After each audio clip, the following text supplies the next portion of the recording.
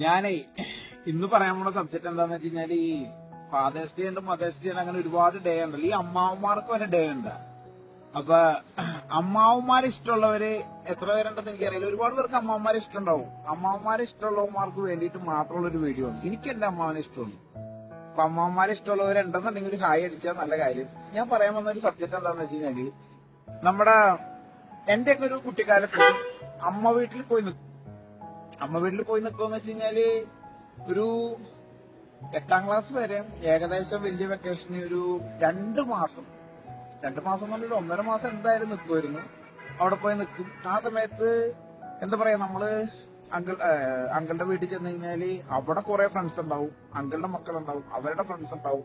തൊട്ടടുത്തുള്ള വീട്ടിലെ അവരും ഇതുപോലെ തന്നെ അമ്മ വീടുകളിൽ വന്നിട്ടുണ്ടാവും. അങ്ങനെ മൊത്തത്തിലൊരു വൈബായിരിക്കുള്ളൂ. നമ്മുടെ പഴയ കളികളൊക്കെ ഉണ്ടല്ലോ കുട്ടിക്കാലത്ത് കേരളത്തിലെ, അതുപോലെ തന്നെ നമ്മുടെ എന്താ പറയാ ഈ കഞ്ഞിയും കറിയും വെച്ചിട്ടുള്ള കളി, അങ്ങനെയുള്ള മൊത്തം വൈബ്, സിനിമക്ക് പോക്ക്. അതുപോലെ തന്നെ ഏപ്രിൽ മെയ് മാസം തന്നെ ആയതുകൊണ്ട് ഏപ്രിലായിരിക്കുള്ളൂ ഈസ്റ്ററും വിഷുവും വന്നത്, പടക്കം പൊട്ടിക്കല്, അങ്ങനെ മൊത്തം വൈബ്. അപ്പൊ ഞാനിത് പറഞ്ഞു വരാൻ കാരണം എന്ന് വെച്ച് കഴിഞ്ഞാല് ജീവിതത്തില് നമുക്ക് ആരെങ്കിലുമൊക്കെ ഉപകാരം ചെയ്തിട്ടുണ്ട്, അല്ലെങ്കിൽ ഒരു നല്ല നേരത്തെ ഭക്ഷണം തന്നിട്ടുള്ളവരെ നമ്മൾ ഒരിക്കലും മറക്കൂല, ഇല്ലേ?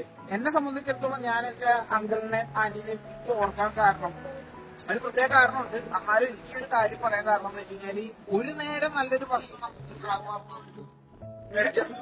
അപ്പൊ ഞാനൊക്കെ ഇനി എത്രയോ നാള് അവിടെ പോയി ഭക്ഷണം കഴിച്ചിട്ടുണ്ടാവും.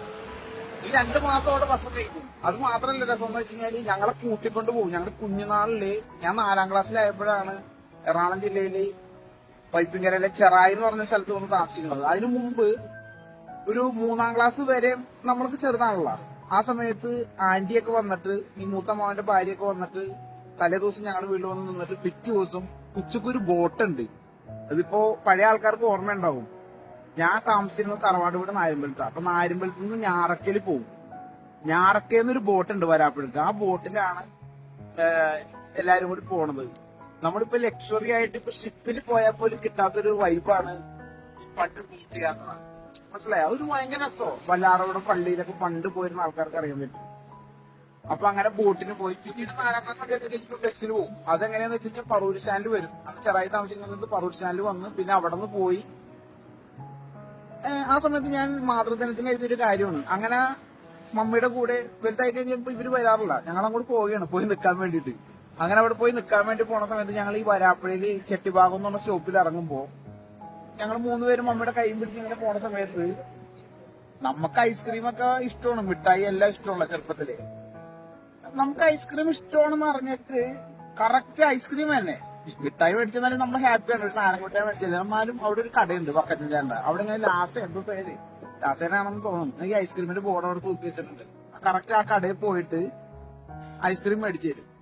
ശരിക്കും പറഞ്ഞു കഴിഞ്ഞാല് നമ്മളൊക്കെ വളർന്ന് വലുതായി കഴിയുമ്പോൾ പലരും ചോദിക്കും, നീയൊക്കെ എന്തിനാണ് ഇപ്പോഴും അമ്മേനെ ഒരുപാട് കെയർ ചെയ്യണത്, അല്ലെങ്കിൽ ഇത് ചെയ്യണമെന്ന് പറയുമ്പോൾ നമ്മുടെ പണ്ടത്തെ ഒരു ചെറിയൊരു ഇഷ്ടം പോലും നമ്മൾ തുറന്നു പറയാണ്ട് നമ്മുടെയൊക്കെ അത്രയും പാരന്റ്സ് കെയർ ചെയ്തിട്ടുണ്ട്. ഞാൻ ഈ അമ്മ വീട്ടിലെ കേസിലോട്ട് കൂട്ടിക്കൊണ്ട് പോകണം എന്താന്ന് വെച്ച് കഴിഞ്ഞാല് ഇന്ന് എന്റെ മൂത്ത അമ്മാവന്റെയും അമ്മായിയുടെയും 50ാമത്തെ വെഡിങ് ആനിവേഴ്സറി ആയിരുന്നു. അപ്പൊ ഇന്ന് ഞാൻ സ്റ്റാറ്റസ് ഒക്കെ ഇട്ടിട്ടുണ്ടായിരുന്നു, അവര് വിളിച്ചിട്ടുണ്ടായിരുന്നു. പക്ഷെ എന്നാൽ പോലും ഞാൻ പറഞ്ഞു എന്താന്ന് വെച്ചാൽ അന്ന് ഞങ്ങള് അവിടെ പോയി താമസിക്കുന്ന സമയത്ത് കുറെ ഫ്രണ്ട്സ് ഉണ്ടായിരുന്നു. അവര് കുറെ പേരൊക്കെ ഇപ്പൊ ഇൻസ്റ്റയില് ഫ്രണ്ട്സ് ആണ്, FB-യിലുണ്ട്. അപ്പൊ അവരൊക്കെ ഇത് കാണാനെങ്കിൽ ഓർക്കും നമ്മളൊക്കെ എന്തോരം കളി കളിച്ചിട്ടുണ്ടെന്ന്, ഡാൻസും കരോളിന് പോണതും.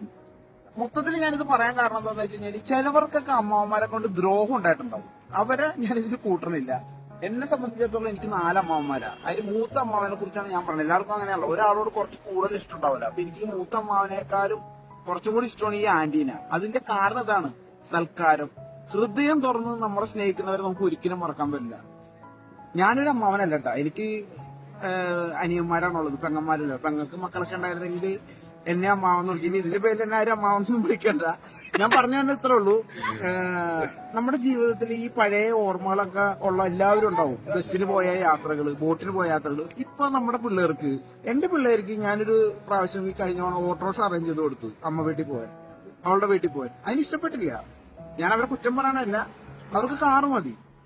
നമ്മളൊക്കെ ആ ബസ് യാത്രയിൽ ഡ്രൈവർ സീറ്റിലെടുത്ത്, നമ്മളൊരു 4ാം ക്ലാസ്സിലൊക്കെ പഠിക്കുന്ന സമയത്ത് ഡ്രൈവർ എന്ന് പറഞ്ഞത് അത്രയും ഇഷ്ടപ്പെട്ട ഒരു ഫീൽഡാണ് ആ ഡ്രൈവിങ്ങിന്റെ ഇത്, ആ ഗീറുന്നത് കാണാൻ വേണ്ടിട്ടേ ഫ്രണ്ടിൽ പോയിരിക്കും, ഇങ്ങനെ നോക്കിയിരിക്കും ഡ്രൈവർമാര് ചെയ്യണ കാര്യങ്ങള്. അപ്പൊ ഞാനിത് പറഞ്ഞതെന്നു വെച്ച് കഴിഞ്ഞാല് അമ്മാവന്മാർ ഇഷ്ടമുള്ളവന്മാരൊക്കെ പ്രത്യേകിച്ച് ഒരു ദിവസം ഒന്നും നോക്കണ്ട, ഒന്ന് അങ്ങോട്ട് വിളിച്ച് വിശേഷങ്ങളൊക്കെ ചോദിക്കും. എനിക്കെന്തോ ഇന്ന് അവരെ കുറിച്ച് ഓർക്കാനും ഇങ്ങനെ പറയാനും തോന്നി.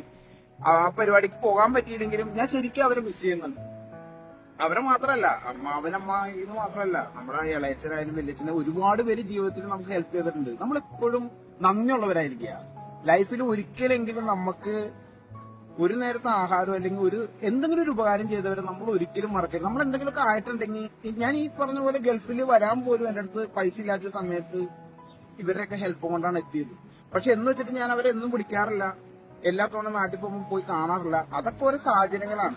കാരണം എല്ലാം കൂടി നടക്കൂല, 10 ദിവസത്തെ ലീവിന് പോണ സമയത്ത് പോകാൻ പറ്റില്ല. അപ്പൊ അതുകൊണ്ടാണ് ഞാനിപ്പോ ഇങ്ങനെ ഒരു കാര്യം. അപ്പൊ അമ്മമാരെ ഇഷ്ടമുള്ള എല്ലാവരും ഈ കാര്യം പറയുക.